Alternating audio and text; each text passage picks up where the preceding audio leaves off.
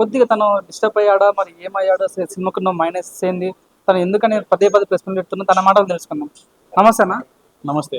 బాగున్నాను. అన్న, మీ ప్రశ్న చూస్తున్నాను అంటే ఒక బాధ కనిపిస్తుంది మీ లోపల. అది ఏంది అసలు, ఎందుకని మీ ఆల్రెడీ సినిమా జనవరికి రిలీజ్ అయింది, మళ్ళీ ఎందుకని పదే పదే ప్రశ్నలు ఎందుకు పెడుతున్నారు? అంటే నేను 'వందల రాక్షసి' సినిమా తీశాను. యాక్టర్, డైరెక్టర్ షిరాజ్ మెహదీ నా పేరు. అయితే ఈ సినిమా ఒక బ్లాక్ బస్టర్ హిట్ సినిమా యాక్చువల్‌గా. నా లైఫ్‌లో ది బెస్ట్ సినిమా.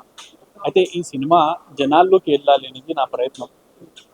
ఒక మంచి బిజినెస్ అవ్వాలి అనేది నా ప్రయత్నం. అయితే అది పాలిటిక్స్ వల్ల అవ్వట్లేదు. దాని గురించి బాధపడుతున్నాను, సఫర్ అవుతున్నాను. కానీ అయినా నేను నిలబడి ఉన్నాను. నా ప్రయత్నం నేను చేస్తున్నాను. దేవుని దయ దేవుడి దయ వల్ల ఏదైనా జరిగిందంటే మంచి 100% సినిమా రిలీజ్ మంచిగా చేస్తాను. అన్న, సోషల్ మీడియా కొన్ని కామెంట్స్ చూస్తా ఉన్నాను. అవును. మీరు పదే పదే ప్రశ్న పెట్టడం కారణం మీకు న్యాయం కోసం ప్రశ్న పెడుతున్నారా, లేకుంటే వేరే వాళ్ళని బ్లేమ్ చేయడం కోసం ప్రశ్న పెడుతున్నారా అంటే ఏం చెప్తారు అన్న? నేను వేరే వాళ్ళని ఎవరిని బ్లేమ్ చేయను. అంటే ఇండస్ట్రీలో ఎవరి వల్ల అయితే ప్రాబ్లం ఉందో వాళ్ళకే బ్లేమ్. అంటే బ్లేమ్ నేను చేయాలి. నేను ఆల్రెడీ నోటీసులు ఇచ్చాను. నాకు ఎవరిదైతే ప్రాబ్లం ఉంది వాళ్ళకి నేను లీగల్ నోటీస్ ఇచ్చాను. నేను బ్లేమ్ చేయడానికి ఏముంది? అంటే నేను కొత్తగా వచ్చాను, మొన్ననే హీరో కానీ డైరెక్టర్ కానీ అంటే ఓకే, నేను చేయొచ్చు. ఇంతకుముందు నేను ఒక ఇది నా 5th ఫిల్మ్ డైరెక్షన్. ఒక 13 సినిమాలు ఆర్టిస్ట్గా చేశాను, ఒక 8 సినిమాలు మ్యూజిక్ డైరెక్టర్గా చేశాను, 35 సినిమాలు డిస్ట్రిబ్యూటర్గా చేశాను. అయితే ఇవన్నీ చాలా ఉన్నాయి. నాకు పబ్లిసిటీ గురించి కాదు, ఇది పబ్లిసిటీ స్టంట్ కాదు, ఇది నా బాధ. నేను చెప్తున్నాను కదా, ఇది నా పెయిన్.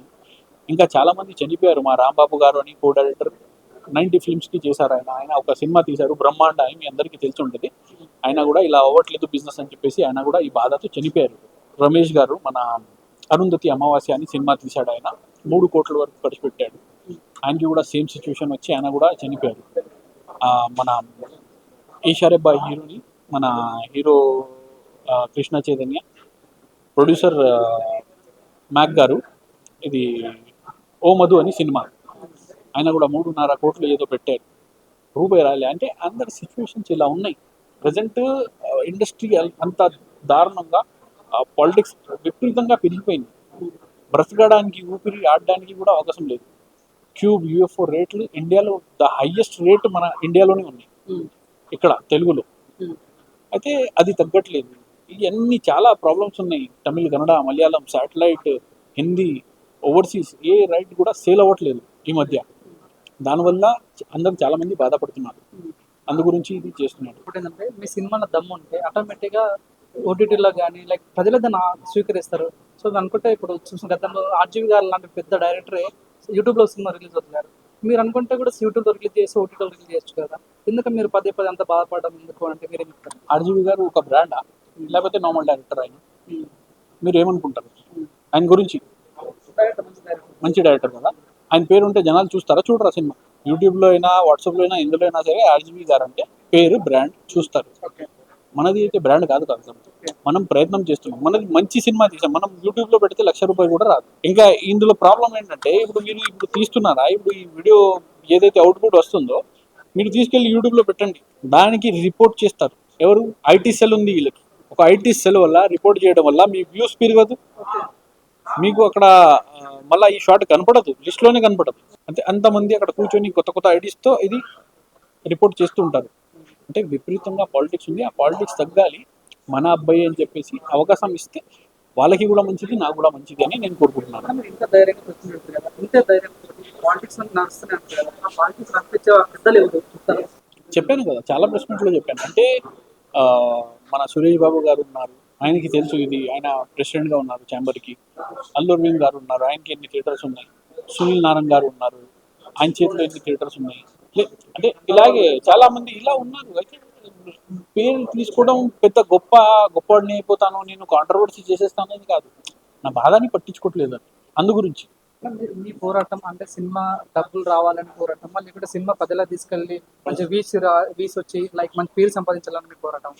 రెండు డబ్బులు ఎందుకు రాకూడదు? సినిమా పెట్టిన డబ్బులు రావాలి, నా పేరు మంచిగా రావాలి. ఎందుకంటే సినిమా నేను ఏదైతే తీసానో అది జనాల్లోకి వెళ్ళాలి. తప్పేముందందు? తప్పలేదు కదా. నేను మంచి సినిమా తీశాను, అది జనాల్లోకి వెళ్తే అది దేవదనం, తర్వాత చూద్దాం. కానీ జనాల్లోకి వెళ్ళాలి అనేది ఫస్ట్ ప్రయత్నం. జనాల్లోకి వెళ్తే అవన్నీ తర్వాత అవుతాయి.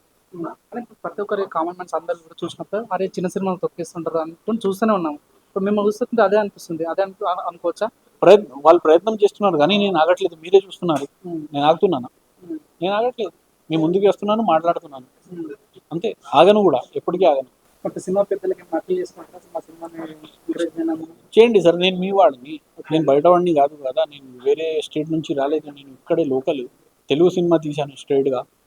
ఒక మంచి సినిమా తీశాను, బ్లాక్ బస్టర్ సినిమా చేశాను. మీరు బిజినెస్ చేస్తే మీ మన ఇండస్ట్రీ పేరే రేపు పొద్దున మంచిగా ఉంటుంది కదా సార్. ఇప్పుడు ఇట్లా చేయడం నాకు కూడా ఇష్టం లేదు యాక్చువల్గా. ఇండస్ట్రీకి మనకి బ్యాడ్ నేమ్ వస్తుంది అలాంటి చేయడం వల్ల. నాకు బాలీవుడ్ నుంచి అడుగుతున్నారు, మీరు ఇక్కడికి కూడా వచ్చి ప్రెస్ మీట్ పెట్టండి అది ఇది అని. కానీ నేను చేయలేను కదా. మన వాళ్ళది పేరు బ్యాడ్ అవ్వకూడదు అని చెప్పేసి ఇక్కడే మనది ఇక్కడ వరకే నేను చేస్తున్నాను.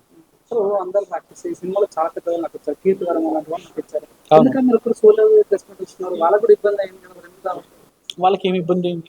వాళ్ళు ఏమైనా డబ్బులు పెట్టారా, లేకపోతే వాళ్ళు సినిమా తీశారా? ఉమ్, వాళ్ళు ఆర్టిస్ట్గా పనిచేశారు, ఓకే. వెళ్ళిపోయారు. ప్రమోషన్ ఉంది, ఏదైనా వాళ్ళకి హైప్ వస్తుంది, ఏదైనా ఎక్సైట్మెంట్గా ఉంటుంది, ఏదైనా సినిమా రిలీజ్ అవుతుంది, డ్యాన్స్ చేయాలి, పాట పాడాలి, అలాంటివి చేయాలి. ఏదైనా మంచి క్వశ్చన్స్ ఉన్నాయి అంటే వాళ్ళు కూడా మంచిగా రెస్పాన్స్ అవుతారు. కాంట్రవర్సీ అంటే ఎవరైనా వస్తారా? చివరిగా చాలా మందికి అంటే సినిమాలకు రావాలని కోరిక చాలా మందికి ఉంటుంది. సో మీరు ఇబ్బంది పడ్డారు, మీరు అలా ఫీల్ చేసింది కాబట్టి వాళ్ళకి ఏం చెప్తారు? కొత్తగా వచ్చిన యంగ్ జనరేషన్ వాళ్ళకి సినిమాలకు రావచ్చా, సినిమాలు తీయొచ్చా అంటే మీరు ఏం చెప్తారు?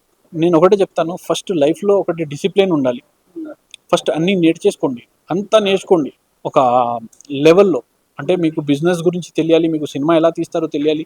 అన్నీ ఒక అనుభవంతో మీరు తీయండి. మీ ప్రయత్నం మీరు చేయండి. మనకి ప్రేమ ఉన్నప్పుడు అయితే ఎవరు ఆపలేరు కదా. మీ ప్రయత్నం చేసినప్పుడు కానీ ఇది ఫాలో అవ్వండి, డిసిప్లిన్గా ఉండండి. మంచిగా మీరు మీ లక్ష్యం ఏదైతే ఉందో మీరు కష్టపడండి. 100% మీకు మంచి రెస్పాన్స్ వస్తుంది అనేది నేను కోరుకుంటున్నాను. ఓకే సార్, ఆ విషయాలు మీరు అనుకునే కావాలని ఓకే, మీ అందరికీ ధన్యవాదాలు తెలియజేస్తూ థ్యాంక్ యూ అండి.